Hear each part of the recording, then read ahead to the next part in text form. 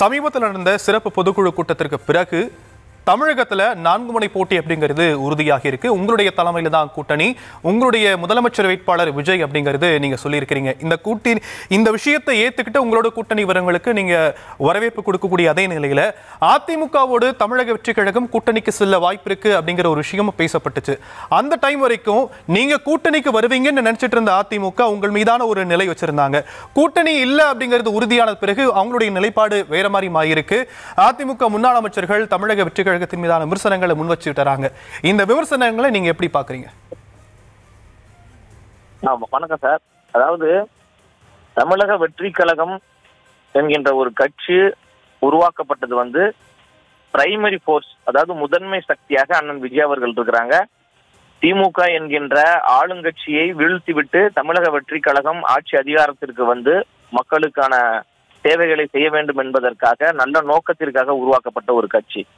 அதாவது பிப்ரவரி 1ஆம் தேதி 2024 வரைக்கும் தமிழ்நாட்டினுடைய அரசியல் களம் எப்படி இருந்ததுன்னா, திமுகவுக்கும் அதிமுகவுக்கும் இடையே போட்டி என்கின்ற ஒரு நிலை இருந்தது. பிப்ரவரி 2ஆம் தேதிக்கு பிறகு தமிழ்நாட்டினுடைய அரசியல் களம் என்பது தாவேகாவிற்கும் திமுகவிற்கும் இடையே ஆன போட்டியாக தமிழ்நாட்டு மக்கள் மாற்றிவிட்டார்கள். அந்த அளவுக்கு மிகப்பெரிய ஒரு தாக்கத்தை தமிழக வெற்றி கழகம் ஏற்படுத்தியிருக்கு. பிப்ரவரி 2ஆம் தேதி தலைவர் அவர்கள் தமிழக வெற்றி கழகம் என்கின்ற ஒரு கட்சியை தொடங்கினார், ஆரம்பித்தார், மக்களிடம் அறிவித்தார். அன்றிலிருந்து இந்த நிமிடம் வரை தமிழ்நாட்டு மக்கள் விரும்பும் முதல்வர் வேட்பாளராக அண்ணன் விஜய் அவர்களை பார்க்கிறாங்க. நாங்களும் முதலமைச்சர் வேட்பாளராக அண்ணன் விஜய் அவர்களை தான் நாங்கள் முன்னிறுத்திருக்கிறோம். தமிழக வெற்றி கழகத்தின் தலைமையில் தான் கூட்டணி. முதலமைச்சர் வேட்பாளராக அண்ணன் விஜய் அவர்கள் தான் இருப்பார்கள் என்பதில் எந்த மாற்று கருத்தும் இல்லை. பிப்ரவரி 2, 2024 இருந்து இந்த நிமிடம் வரை அந்த நிலைப்பாட்டில் நாங்கள் மிக உறுதியாக இருக்கிறோம். வரும் காலங்களில் அந்த நிலைப்பாட்டில் நாங்கள் உறுதியாக இருப்போம். எங்களுடைய தலைமையை ஏற்றுக்கொண்டு யாரெல்லாம் வருகிறார்களோ அவர்களுக்கு கூட்டணியில் இடம் கொடுப்போம், அவர்களுக்கு ஆட்சியிலும் அதிகாரத்திலும் நாங்கள் கொடுப்போம் என்று தலைவர் அவர்கள் மதுரை மாநாட்டிலும் சரி, விக்கிரவாண்டி மாநாட்டிலும் சரி மிக தெளிவாக கூறியிருக்கிறாங்க. எந்த இடத்திலையும் நாங்கள் அதிமுகவோடு கூட்டணி வைக்கிறோம் என்று நாங்கள் சொல்லவே இல்லை. அப்ப அந்த அடிப்படையில தான் நீங்க பார்க்கணும். தவிர தமிழ்நாட்டு அரசியல் களம் என்பது தாவேகாவிற்கும் திமுகவிற்கும் இடையேயான ஒரு போட்டியாகத்தான் களம் மாறி இருக்கிறது. அந்த அடிப்படையில தான் 2026 சட்டமன்ற தேர்தலும் அப்படித்தான் அமையும் என்பதில் மக்களுடைய கருத்தாகவும் இருக்கிறது. பல அரசியல் ஆர்வலர்கள், சமூக செயல்பாட்டாளர்களுடைய, பத்திரிகையாளர்களுடைய கருத்துக்களாகவும் இருக்கிறது. களம் என்பது தாவேகாவிற்கும் திமுகவிற்கும் இடையேயான ஒரு போட்டி தான். அதிமுகவினுடைய அந்த முன்னாள் அமைச்சர்களுடைய விமர்சனம் என்பது தமிழக வெற்றி கழகத்தினுடைய வளர்ச்சியை, மக்கள் கொடுக்கக்கூடிய ஆதரவை பொறுத்து கொள்ள முடியாமல் அவர்கள் வாய்க்கு வந்ததை எல்லாம் பேசிக் கொள்கிறார்கள். அதாவது பொது வாழ்க்கை என்றால் விமர்சனங்கள் வரத்தான் செய்யும். போற்றுவோர் போற்றட்டும், புழுதிவாரி தூற்றுவோர் தூற்றட்டும். எங்களுடைய பணி என்பது திமுகவை வீழ்த்திவிட்டு தமிழக வெற்றி கழகம் ஆட்சி அதிகாரத்திற்கு வர வேண்டும். அதற்காக மக்கள் பணியை செய்து கொண்டிருக்கின்றோம், கட்சி பணியை செய்து கொண்டிருக்கின்றோம், அதற்காக உழைத்து கொண்டிருக்கின்றோம். அதற்கான செயல்பாடுகள் நடந்து கொண்டிருக்கிறது.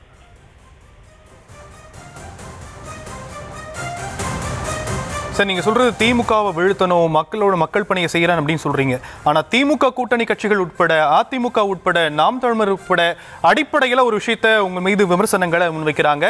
தமிழக வெற்றி கழகம் அப்படிங்கிறது மக்களுடைய நேரடி தொடர்புல இல்ல, ஒர்க் ஃப்ரம் ஹோம் பாலிடிக்ஸ் மட்டும் தான் செஞ்சுக்கிட்டு இருக்காங்க, களத்துக்கு வரல, களத்துல மக்களுடைய யதார்த்தத்தை புரிஞ்சுக்கல அப்படிங்கிற ஒரு குற்றச்சாட்டை வைக்கிறாங்க.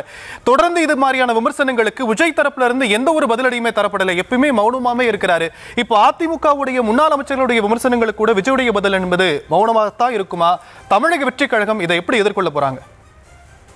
அதாவது தமிழக வெற்றி கழகம் என்கின்ற ஒரு கட்சி அப்படின்னு நீங்க பார்ப்பதை விட அந்த கட்சி எப்படி உருவானது, எங்கிருந்து வந்தது என்று நம்ம அதை பார்க்கணும். அதாவது ரசிகர் மன்றத்திலிருந்து இந்த கட்சி உருவாயிருக்கு. ரசிகர் மன்றம் நற்பணி மன்றமாக மாறி, நற்பணி மன்றம் மக்கள் இயக்கமாக மாறி, மக்கள் இயக்கம் இன்று தமிழக வெற்றி கழகமாக பரிணாமம் அடைஞ்சிருக்கு. அப்போ 25 ஆண்டுகளுக்கு மேலாக மக்களோடு மக்களாக இருந்ததால் தான் இன்று அண்ணன் விஜய் அவர்களுக்கு மக்களுடைய ஆதரவு ஏன் கிடைக்குது அப்படின்னா, அவர் மக்களோடு மக்களாக இருக்கிறாரு, பல உதவிகளை செய்திருக்கிறாரு, பல நலத்திட்ட உதவிகளை செய்திருக்கிறாரு. மக்களுக்கு எங்கெல்லாம் இருக்கிறதோ அங்கெல்லாம் அவரால் முடிந்த வகையில் குரல் கொடுத்திருக்கிறாரு. தன் பின்னாடி திரண்ட ரசிகர்களை வெறும் ரசிகர்களாக வைத்துக் கொள்ளாமல் தொண்டர்களாக மாற்றிருக்கிறாரு, தோழர்களாக மாற்றிருக்கிறாரு, இன்று பல தலைவர்களாக உருவாக்கி இருக்கிறாரு. அந்த அடிப்படையில் மக்களோடு மக்களாகத்தான் அண்ணன் விஜய் அவர்களும் தமிழக வெற்றி கழகமும் இணைந்து களப்பணி செய்து கொண்டிருக்கிறது. அதை எங்களுடைய வளர்ச்சியை மக்கள் எங்களுக்கு கொடுக்கக்கூடிய ஆதரவை பொறுத்து கொள்ள முடியாதவர்கள் அப்படிதான் பேசுவாங்க. ஐயா எம்ஜிஆர் அவர்களுக்கு பிறகு மக்களால் நேசிக்கப்படக்கூடிய, மக்களால் வரவேற்கக்கூடிய, மக்களால் கொண்டாடப்படக்கூடிய மிகப்பெரிய ஒரு கரிஸ்மேட்டிக் லீடராக அண்ணன் விஜய் அவர்கள் இருக்கிறாங்க. அதை அவர்களால் ஜீரணித்துக் கொள்ள முடியவில்லை. வைத்தறிச்சலின் அடிப்படையில் வாய்க்கு வந்ததையெல்லாம் பேசுறாங்க.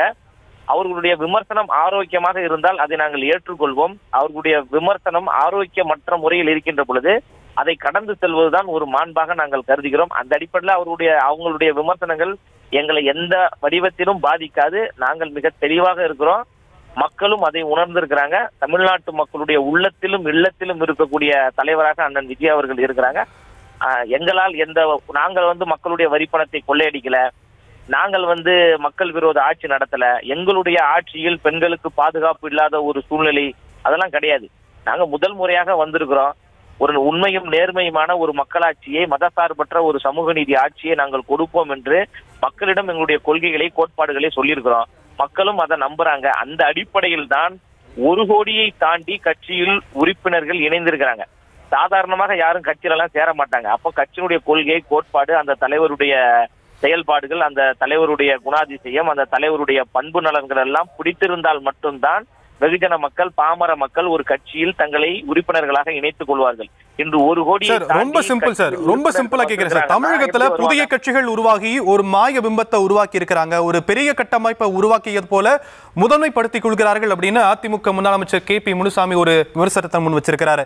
அதே மாதிரி விஜய் இன்னும் பயிற்சி பெற வேண்டும் அப்படின்னு நத்தம் விஸ்வநாதன் அறிவுறுத்தல் கொடுத்திருக்காங்க. அதாவது 10 படங்கள் அடிச்சாலே முதலமைச்சர் வேட்பாளர் ஆயிடலாம் அப்படிங்கிற ஒரு கனவுல இருக்கிறதா அதிமுக முன்னாள் அமைச்சர்கள் சொல்றாங்க. இதற்கு ஸ்டேட் விமர்சனம், ஸ்டேட் ஆன்சர்ஸ் என்ன சார்?